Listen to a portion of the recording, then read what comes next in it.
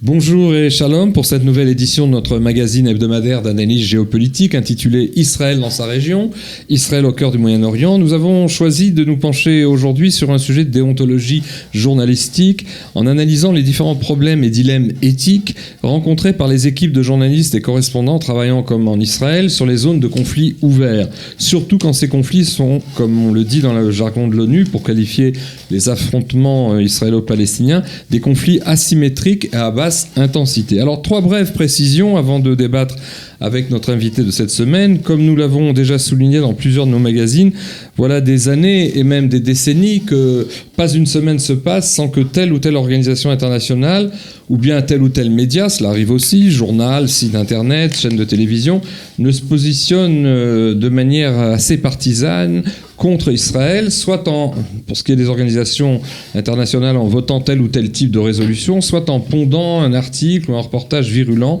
et souvent manipulateur à l'encontre de l'État juif, critiquant de manière parfois caricaturale, soit la politique de ses dirigeants, ce qui est légitime, soit l'attitude de son armée, ou bien encore, ce qui est plus discutable, tel ou tel secteur de la société israélienne, si ce n'est celle-ci, prise dans son ensemble. Et ce, alors qu'on constate que d'énormes violations des droits de l'homme et des comportements bien pires et souvent répétés de la part de tant d'autres États ne sont jamais critiqués ni même mentionnés. Alors, deuxième remarque, ce phénomène est à ce point massif et systématique qu'il a été l'objet de nombreuses études et analyses de la part de différents spécialistes, notamment du stratège israélien Manfred Zestenfeld, que j'avais un jour invité à ce micro, et qui a, quant à lui, publié voilà 2 ans un ouvrage complet sur ces sujets qui s'intitule The War of a Million Cuts, la guerre d'1 million d'entailles.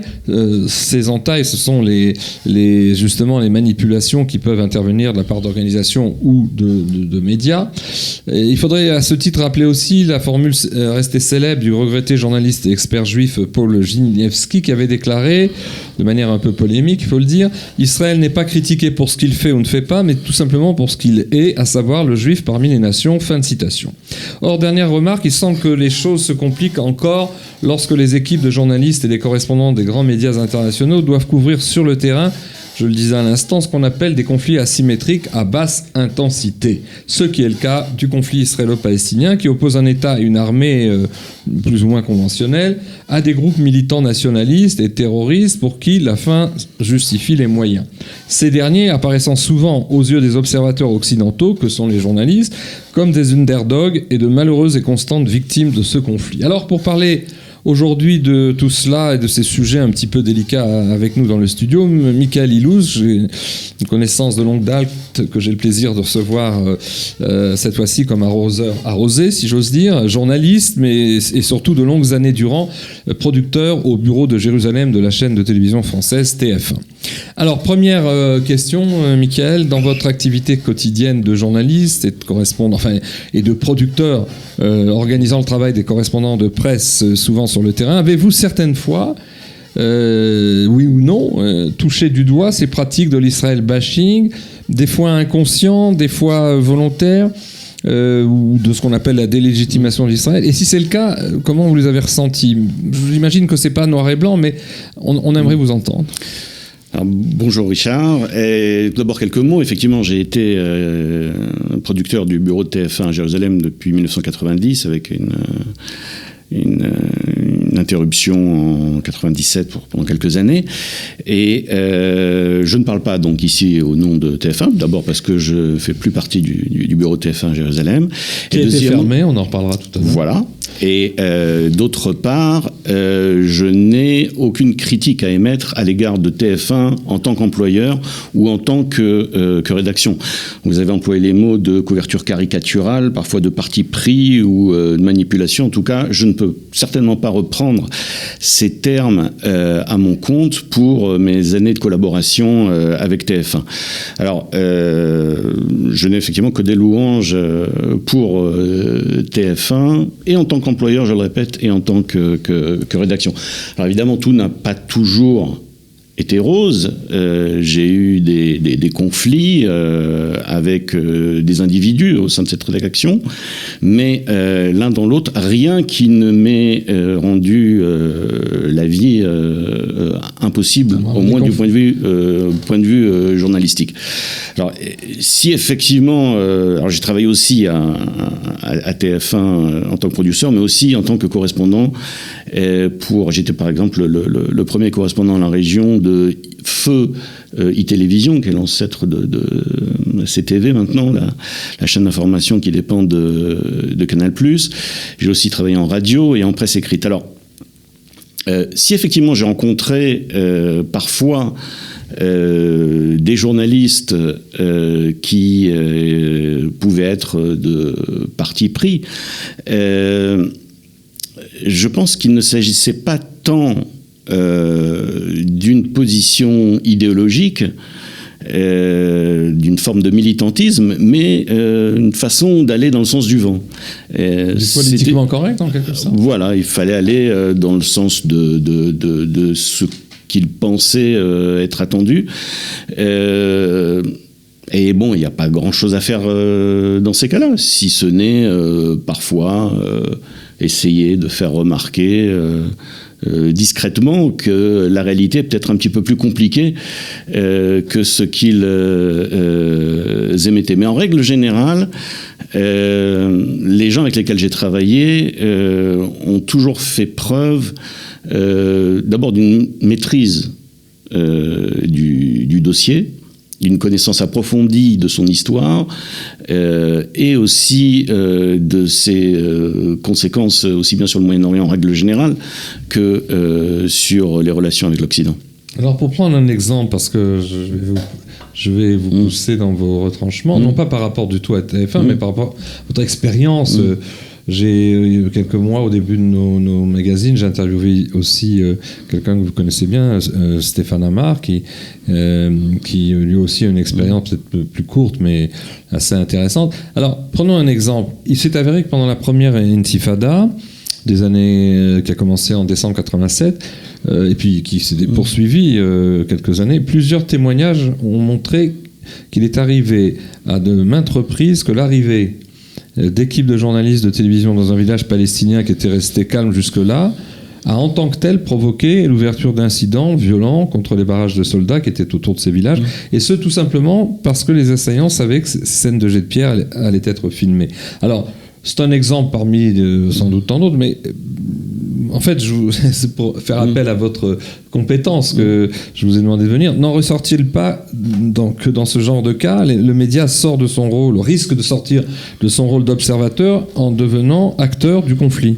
Alors, effectivement, dans le cas du conflit moyen-oriental, Moyen-Orient, qui est un conflit ultra couvert, on peut se demander si la presse est encore un témoin et elle n'est pas devenue un acteur. À de nombreux écarts, la presse fait partie du conflit. Il suffit de voir la façon dont le gouvernement israélien et dont les autorités palestiniennes aussi développent des moyens énormes pour essayer de faire passer leur message, et les activités du porte-parole de l'armée israélienne aussi, qui sont assez extraordinaires, qui sont développées notamment depuis la deuxième intifada.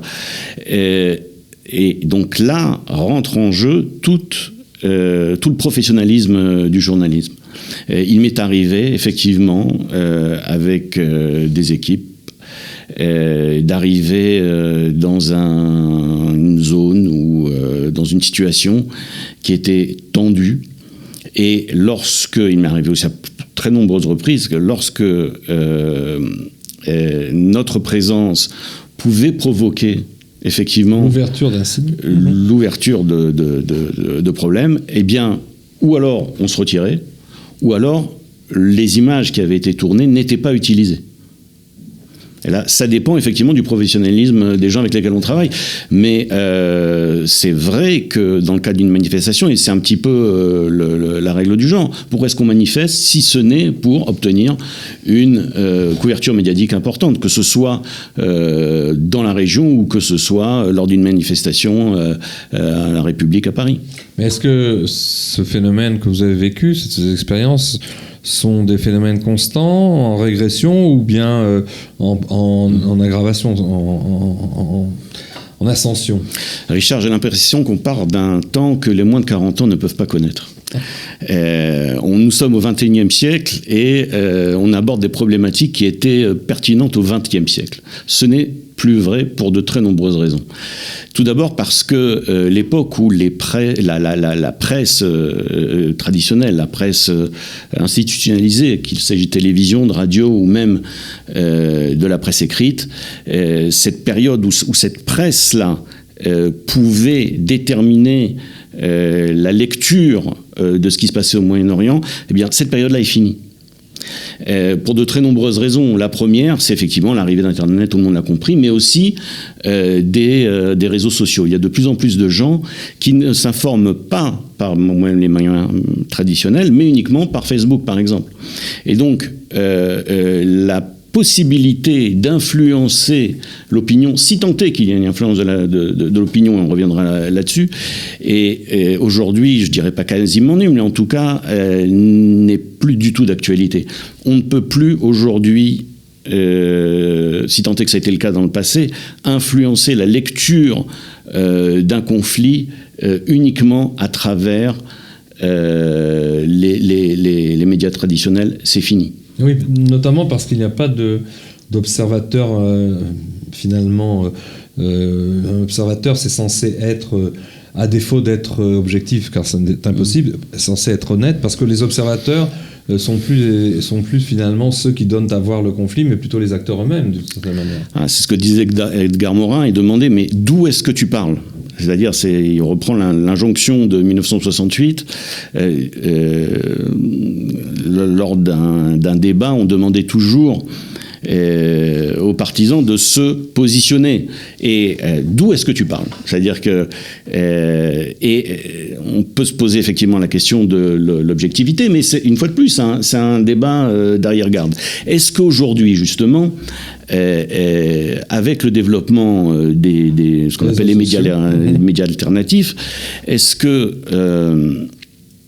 la subjectivité n'est pas à l'ordre du jour ? Est-ce que le journaliste aujourd'hui ne doit pas dire d'où il parle ? Qu'il s'agisse de la couverture de problèmes sociaux en France ou du conflit israélo-arabe. D'où est-ce que chaque journaliste parle ? Vous savez que cette phrase-là, Finkielkraut, dans une de ses chroniques, l'un de ses livres, je ne me rappelle plus lequel, avait justement cité cette phrase issue des années 2068, postérieure à 68. Il avait dit que c'était la question totalitaire par excellence. C'est-à-dire, non pas qu'est-ce que tu dis, de valable ou pas valable, mais d'où tu parles. C'est-à-dire, on veut te connoter pour savoir d'où vient ton discours. Il avait dit que c'était totalitaire. Je pense que Alors, on peut dire qu'effectivement, c'est totalitaire dans la mesure où ça réduit l'individu à ses origines. Effectivement, de ce point de vue-là, c'est totalitaire. Ou c'est une idéologie ou à son statut social. Mais ça aurait été vrai, par exemple, pour Edgar Morin. Edgar Morin, on connaissait très bien ou d'autres intellectuels. On sait très bien dans quel domaine on détermine le champ d'action ou le champ de pensée de chacun des intervenants. Ceci dit, aujourd'hui, les critiques de la presse sont telles que la presse doit se remettre en question.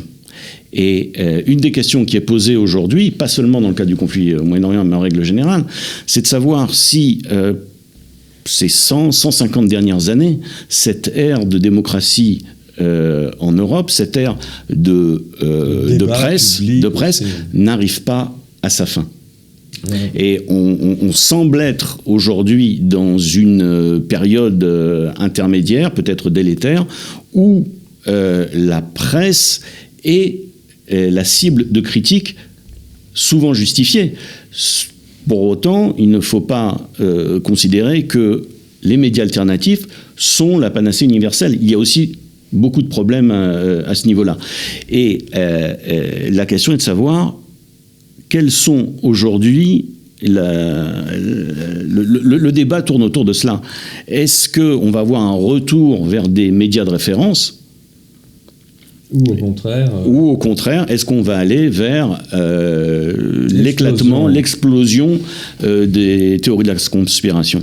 Alors, est-ce que ce dont vous venez faire référence, à savoir la multiplication des médias sur les réseaux sociaux, ne rejoint pas l'idée qu'on a effleurée tout à l'heure, que vous aviez qualifié de débat du siècle précédent, mais enfin, c'est quand même une question en jeu.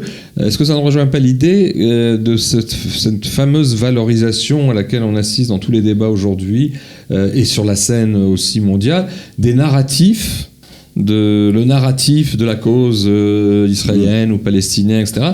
C'est-à-dire cette subjectivisation forcenée qui tendrait à faire croire qu'il n'y a pas de réalité objective, il n'y a que des vécus. Et ça se retrouverait, cette conception, dans la multiplication donc, des lieux de témoignage, des réseaux sociaux, et le pullulement de tous ces réseaux. Est-ce que c'est pas là, justement, une dynamique qui se rejoint ? C'est-à-dire, aujourd'hui, il n'y a pas des réalités tangibles, mesurables, qui sont un minimum commun, le plus petit dénominateur commun de la réalité. Il y aurait des vécus différents qui s'affronteraient et qui donneraient lieu à ces couvertures médiatiques. Alors, est-ce que c'est pas un danger, ça, quand même ? De toute façon, c'est un danger. Vous savez, la définition d'une crise, c'est que l'ordre précédent est caduque, on n'est pas encore arrivé à un nouvel ordre. Et on vit effectivement une crise. Parce que j'ai appartenu à une génération de journalistes, celle du XXe siècle donc, où le seul fait d'avoir une carte de presse signifiait qu'on était objectif. Comment est-ce que je peux prendre parti puisque je suis journaliste ? Effectivement, il fallait tout de même une forte dose d'hypocrisie pour pouvoir, aussi. Oui, pour continuer à tenir ce discours. Et une fois de plus, qu'il s'agisse du conflit israélo-arabe ou qu'il s'agit des problèmes sociaux en France. Tel pays, bien sûr. En ce qui concerne le conflit israélo-arabe, un des effets les plus visibles de cette tension-là entre l'objectivité et la subjectivité est un changement dans la sociologie des journalistes qui travaillent pour la presse étrangère. Dans les années 70 et 80, il y avait de nombreux franco-israéliens qui étaient correspondants pour des organes de presse français. Prestigieux comme André Semama du Monde et d'autres encore. Voilà.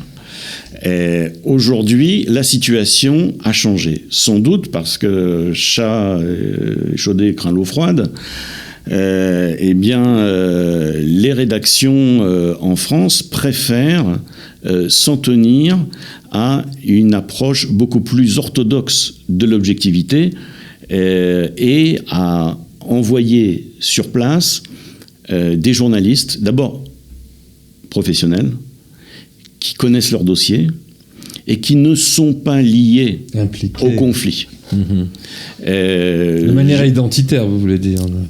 Oui, au sens d'Edgar Morin, quoi. D'où est-ce que tu parles ? Et j'ai moi-même fait cette réflexion, donc j'étais moi aussi journaliste, j'ai signé des reportages aussi bien sur Canal+, e-Télévision, j'ai fait de l'intérim à Libération, etc. Jusqu'au moment où, quelque part, après les années 2000, 2009, 2010, j'ai commencé à me poser des questions, et je suis arrivé à la conclusion qu'en ce qui me concernait, il était de plus en plus difficile de pouvoir exercer ce métier de journaliste en Israël, en l'occurrence. En Israël. De par le fait que je suis juif, israélien, etc.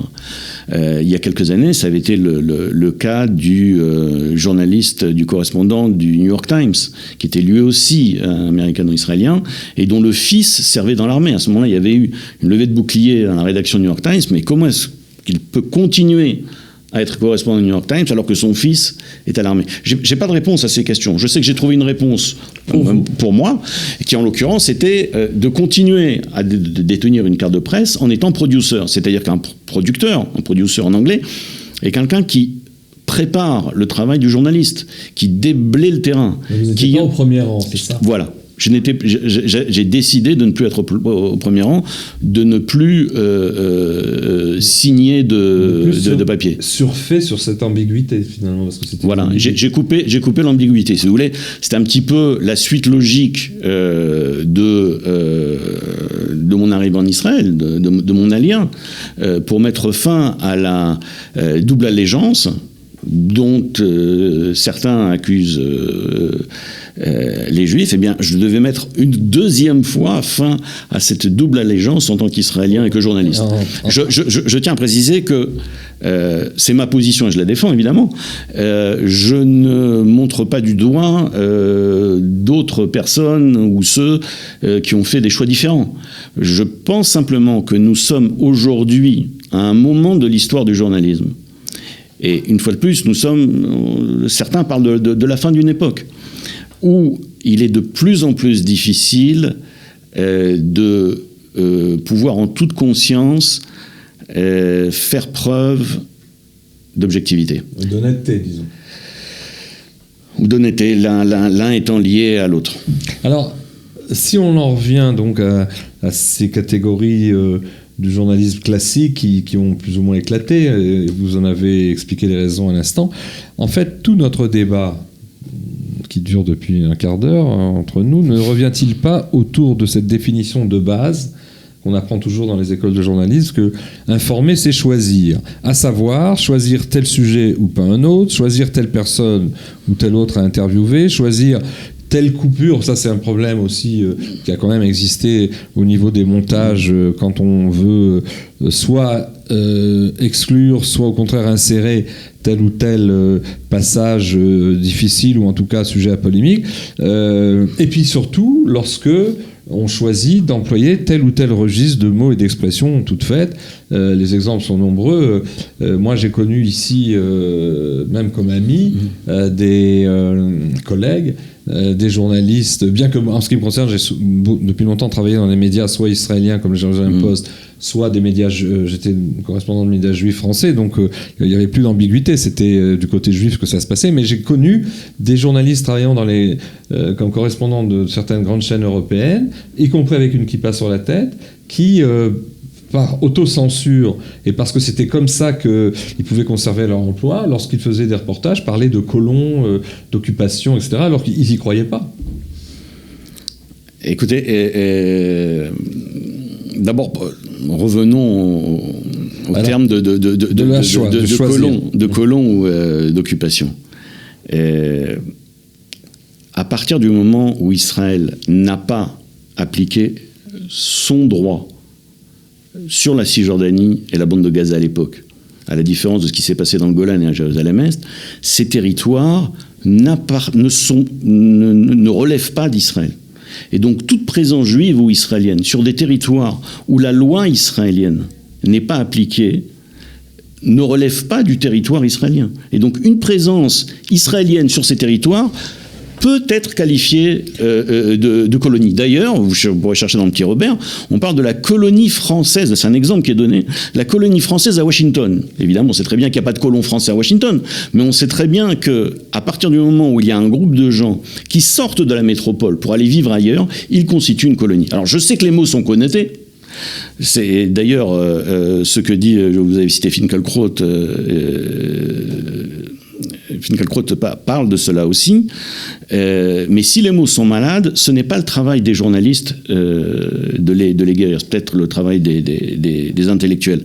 Et là, il faudrait peut-être arriver à la question de quel est le travail du journaliste. Est-ce que le travail du journaliste commence et finit au fait? Et croyez-moi, c'est un full-time job, il y a beaucoup de travail. Il y a beaucoup à faire. Il y a beaucoup à faire, surtout au Moyen-Orient. Et surtout quand on travaille dans l'urgence, c'est vraiment très compliqué de savoir ce qui se passe exactement sur le terrain.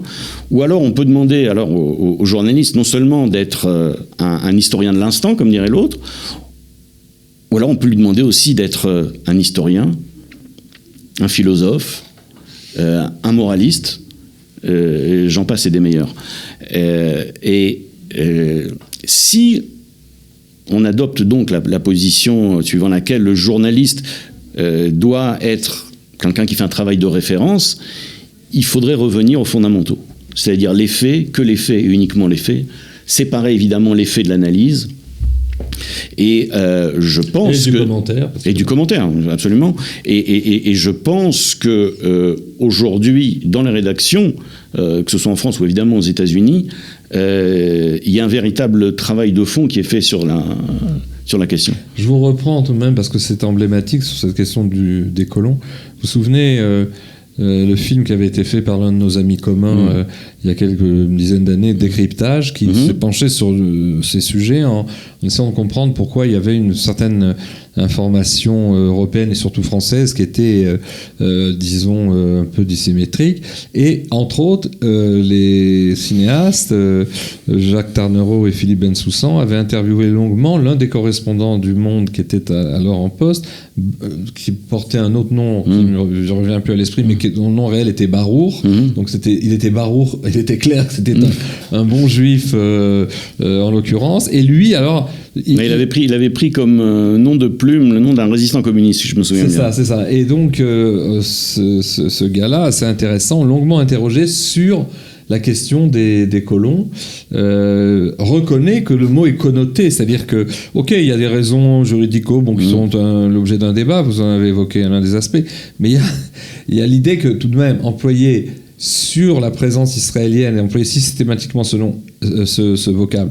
Et pas simplement dans certains médias. J'avais recensé, puisque moi je fais aussi des interventions, des monographies de presse sur le traitement du conflit. Dans la presse de droite française, le mot est devenu courant, au Figaro et ailleurs. J'avais une fois recensé un article d'une simple demi-page du Figaro où le mot colon, colonie revenait 8 fois.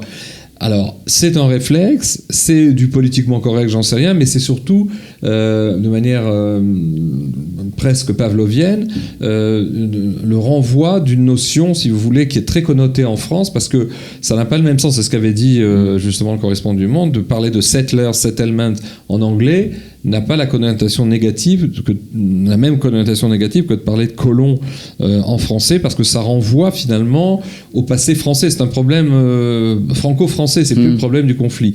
Et donc le dit journaliste, avec son honnêteté et sa compétence, avait bien saisi pourquoi l'utilisation trop excessive de ce mot et systématique de ce mot était dangereuse.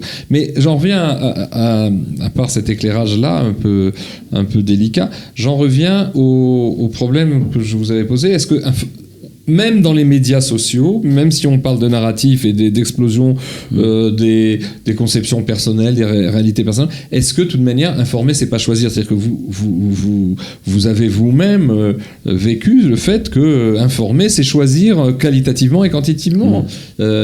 Encore une fois, telle personne interviewée, telle autre, tel plan et pas tel autre plan. Est-ce que ça reste valable, ça, dans les médias sociaux? Écoutez, je crois que pour entamer une réflexion sur ce qu'est le journalisme au XXIe siècle, ou plutôt l'art de s'informer au XXIe siècle, je voudrais citer Daniel Schneiderman. Quand on lui demande comment est-ce que vous vous informez aujourd'hui, on pourrait s'attendre à ce que Daniel Schneiderman, qui a fait une école de journaliste, qui a aussi travaillé au Monde, qui s'est fait vider 2 fois, du Monde et d'un autre média, réponde, je lis Le Monde, ensuite Le Figaro, ensuite Libération, j'écoute les titres des radios et je me fais mon idée. Pas du tout. Daniel Schneiderman dit que son premier outil d'information, c'est Twitter. Et il dit que le travail de base d'un journaliste aujourd'hui, c'est de se créer un fil Twitter. J'explique. On s'abonne à Twitter et on va demander à recevoir les informations d'un certain nombre de journalistes ou de personnes sur le terrain. Et en fonction de ces informations-là, eh bien, on va se faire une idée. Une synthèse. Si on a besoin de préciser, si on a besoin d'aller plus avant, eh bien, on va se diriger vers des organes de presse beaucoup plus précis ou beaucoup plus généraux. Mais quelque part, quand on réfléchit à ce que nous dit Daniel Schneiderman, qu'est-ce qu'il nous dit ? Eh bien, c'est pas fondamentalement différent du travail d'un journaliste de desk. C'est quoi un journaliste de desk ? C'est quelqu'un qui arrive le matin à son bureau, qui doit pondre un article, et qui, sur la base de l'AFP, Reuters, AP, que sais-je d'autre encore, bien, va créer un article, un papier, ou que ce soit en radio, en presse écrite, qui va être un travail de synthèse. Mais lui-même n'aura pas quitté le studio. Eh bien, ce que nous dit Daniel Schneiderman, c'est qu'aujourd'hui, mes sources d'informations, ce ne sont plus l'AFP, AP et Reuters, mais des informations que j'aurais moi-même cherchées et moi-même filtrées. Mais comment contrôler la fiabilité ? Alors là, c'est le travail justement de chaque individu qui consomme de l'information. C'est sur la base de connaissances, sur la base de l'expérience. Si on remarque que une des personnes avec laquelle on est abonné sur Twitter fournit des informations dont la fiabilité peut être mise en cause, eh ben, on l'élimine et on passe à quelqu'un d'autre. C'est un travail permanent. Et on notait, on est revenu plusieurs fois sur l'idée qu'on était à la fin, c'est l'expression d'ailleurs talmudiste Ben Hashmashot, la fin d'un jour. Et l'annonce d'un jour qui n'est pas encore là, on est dans une sorte de crépuscule semi-obscurité, rien n'est très certain, puisque comme vous le disiez, un ordre concret, une certaine conception du journaliste disparaît, une autre affleure est en train de voir le jour, mais qui n'est pas encore organisée, donc ça peut donner lieu à toutes les dérives, toutes les angoisses aussi, mais c'est donc le dernier registre que je voudrais aborder avec vous, c'est d'abord au niveau de la presse écrite, il est clair que l'irruption et l'explosion d'Internet et du journal gratuit, qui ne peut être que gratuit, est en train de faire harakiri à la presse. C'est-à-dire que, par exemple, il y a des grands quotidiens américains qui étaient des grands titres qui sont... Richard, je vous rappelle, et je rappelle aux auditeurs que la presse gratuite ne vaut rien. Oui, elle vaut rien, comme vous dites. Mais elle vaut... c'est une torpille contre la presse professionnelle. Et des grands titres sont en train de fermer. D'ailleurs, en ce qui me concerne, journaliste depuis peu importe quand, 79, je crois que j'ai eu ma première carte de presse en France. J'ai eu le conseil, je dirais, discret, mais assez... prégnant de ma propre épouse, qui, lorsque j'ai voulu refaire ma carte de visite il y a quelques mois, m'a dit « Ne marque pas journaliste ». Parce que c'est une profession vouée à disparaître. Il vaut mieux marquer expert en je ne sais quoi. Mais journaliste, ça vaut plus rien, puisque comme moi, on reçoit tous les jours 120 emails, dont 60 personnes qu'on ne connaît pas, qui nous disent, voilà, veuillez prendre connaissance de mon dernier éditorial, alors qu'ils n'ont aucune compétence pour écrire des éditoriaux, mais peu importe. En tout cas, au niveau de la presse écrite, on est à la fin d'un monde, et il n'y aura pas d'autre monde, parce qu'il y aura peut-être des tracts ou des journaux gratuits publicitaires, mais dans 10 ans, peut-être, il n'y aura plus de presse. D'ailleurs, cet été, je faisais une conférence en France sur un de ces sujets, et j'étais en face d'un jeune Français qui est intéressé aux problèmes des problèmes du Moyen-Orient, qui m'a dit, voilà, j'aimerais faire de la géopolitique, etc.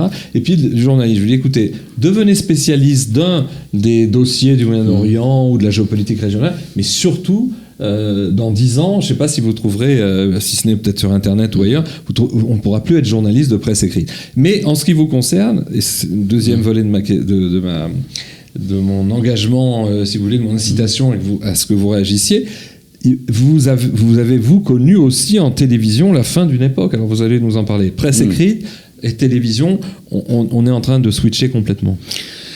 Oui, alors moi ce que j'ai vécu, c'est... il y a eu un premier changement en 2000, un deuxième changement en 2010. J'aborderai celui de 2010, c'est que à partir de 2010, et c'est sans doute lié à la fermeture du bureau de toute récente, c'est il y a 3 mois. Il y a 3 mois, voilà. Fin juin, exactement. Donc il n'y a plus de bureau de TF1 à Jérusalem. Eh ben oui, voilà, il n'y a plus rien d'intéressant au Moyen-Orient, il faut s'y faire. Ouais. Ou alors, peut-être d'autres raisons, mais allez-y, alors expliquez-nous ça. Et on est arrivé à une situation qui n'est pas fondamentalement différente de ce qui se passe dans les autres médias de télévision, mais dans les autres médias généraux aussi. À partir du moment où il n'y a plus de conflit, où, pour être... je sais que les gens vont réagir, il y a eu encore des morts, malheureusement il y a encore une situation conflictuelle à la frontière nord avec le Hezbollah, mais... il ne s'agit pas là d'un conflit de haute intensité, c'est un conflit de très basse intensité. Et à partir du moment donc où il y a aussi des journalistes sur place, il faut bien que ces gens-là travaillent. Et donc de quoi vont-ils parler ? S'ils ne peuvent pas parler de sujets qui intéressent les téléspectateurs, parce que c'est essentiellement pour ça qu'ils sont là. On va parler de sujets de détente, de sujets loisirs, nature, découverte d'Israël ou du Moyen-Orient, etc. Et ce changement-là est effectivement très clair en télévision, mais il est vrai aussi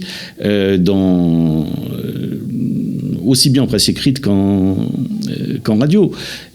Et est-ce qu'il s'agit là encore de journalisme ? Effectivement, il s'agit de journalisme. On n'est pas obligé, tout le monde, de lire Le Monde chaque jour. On peut aussi lire Paris Match, où le choc des photos est beaucoup plus important que le poids des mots. Et là, il y a une différence de couverture. C'est spécifique au Moyen-Orient, mais c'est aussi un phénomène assez général en télévision. C'est-à-dire que je me souviens du mot de Jean-Paul Marie qui disait ce ne sont plus des journaux télévisés, ce sont des émissions d'information. C'est-à-dire on est en plein en infotainment, c'est-à-dire c'est à la fois de l'information et à la fois de l'entertainment. Et c'est dans ces nouvelles frontières-là que les journalistes doivent trouver leur marque, parce que si on a l'habitude de dire que le journaliste est soumis à des pressions, que ce soit de sa rédaction, que ce soit des propriétaires, l'autocensure des fois aussi. Ou l'autocensure, absolument. Je crois qu'on oublie le principal dictateur de l'information, c'est l'audimat. Ouais. Les gens, en fin de compte, le consommateur d'information, en fin de compte, consomme ce qu'il veut. Alors, et ça, c'est déterminé par l'audimat. Un mot encore, Richard.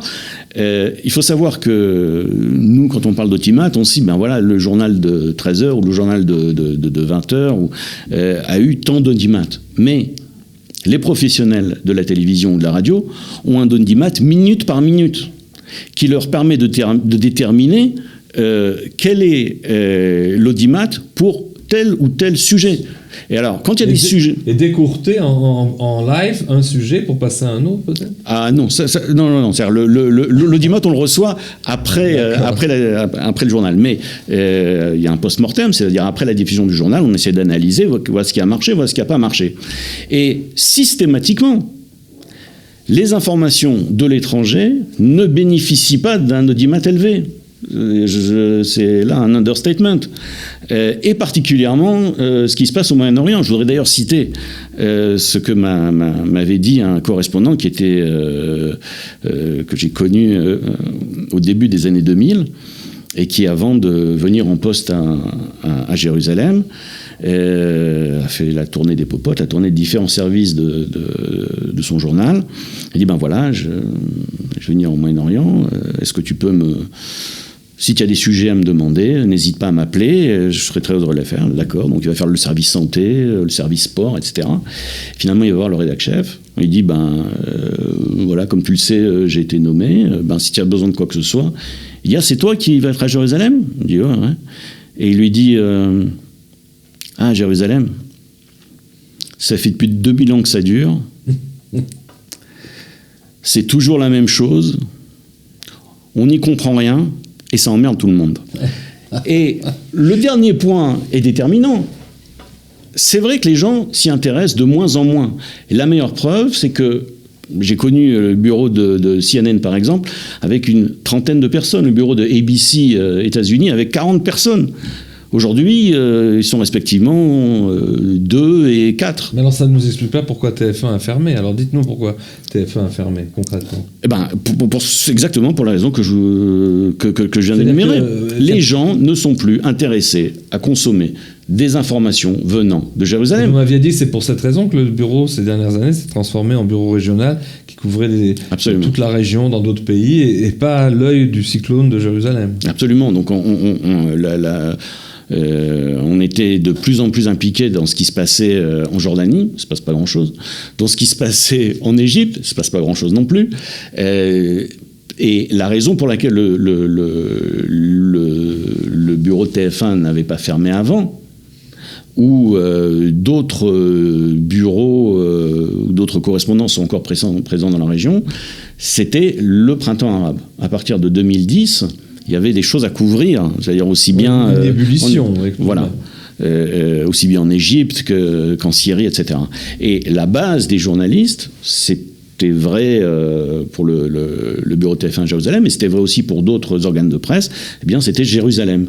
On était à Jérusalem pour couvrir ce qui se passait ailleurs. Vous avez fait des reportages alentour? Et moi, je suis allé en Égypte à plusieurs reprises, je suis allé aussi en Jordanie à plusieurs reprises, mais pas pour couvrir des événements. Si, enfin, oui, il y a eu des événements assez... Mais ça s'est estompé, tout ça, de toute manière. Aujourd'hui, il y a plus de... Si tant est qu'il n'y ait jamais eu un printemps arabe, en tout cas, la fièvre semble avoir retombé, et on se retrouve maintenant dans une situation... De calme plat. De calme plat. Le Moyen-Orient, je pense, l'a bien mérité après ces folles années particulièrement sanglantes. Et la première raison, c'est donc ce dont je parlais, c'est la baisse d'intérêt des consommateurs d'informations pour ce qui se passe au Moyen-Orient en règle générale. Deuxièmement, les Européens, mais aussi les Américains, commencent à être de plus en plus impliqués dans ce qui se passe chez eux. Il y a des problèmes énormes. Des problèmes structurels. Et la troisième raison, eh bien, sont des problèmes liés au développement de cette presse alternative et avec une baisse des revenus de la publicité. Le budget des grandes chaînes de télévision et des grands journaux en règle générale est en baisse, voire en chute libre, et il faut donc réduire les budgets des différents services, dont les services de presse. Alors, dernière question qui s'impose, même si ça sort un peu du cadre de notre entretien. Vous continuez d'être journaliste, pas producteur, vous êtes en train de vous reconvertir. Vous n'avez pas l'âge canonique de la retraite et du Farniat, donc vous allez être actif, mais on peut savoir dans quel domaine vous envisagez de continuer votre statut d'observateur, de commentateur. Eh bien, je vais continuer à faire ce que j'ai fait ces pratiquement 10 dernières années, c'est-à-dire je continue à m'intéresser à ce qui se passe en Israël, mais pas tant sous l'angle de la réalité politique et de l'actualité, puisqu'il n'y en a pas, ou il y en a beaucoup moins, mais sous l'angle de la nature, de la faune, de la flore et du tourisme. Il y a de plus en plus de tourisme qui viennent en Israël, et c'est avec plaisir que je leur ferai partager mes connaissances du dossier. 30 ans de journalisme au service de vos vacances. Très bien. Mais écoutez, c'est sur cette perspective, j'allais dire, ludique, que, arrivé au terme de notre entretien, nous prenons congé de nos auditeurs. Merci, Michael, d'être venu. Merci, Richard. Et puis peut-être que dans quelques mois, vous reviendrez pour nous faire part de vos, je dirais, de votre expérience.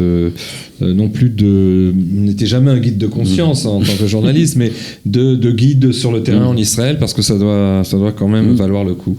Alors bonne chance. Ou de guide de la révolution. Il paraît qu'il y a quelque chose qui se passe en Iran. Oui, c'est cela.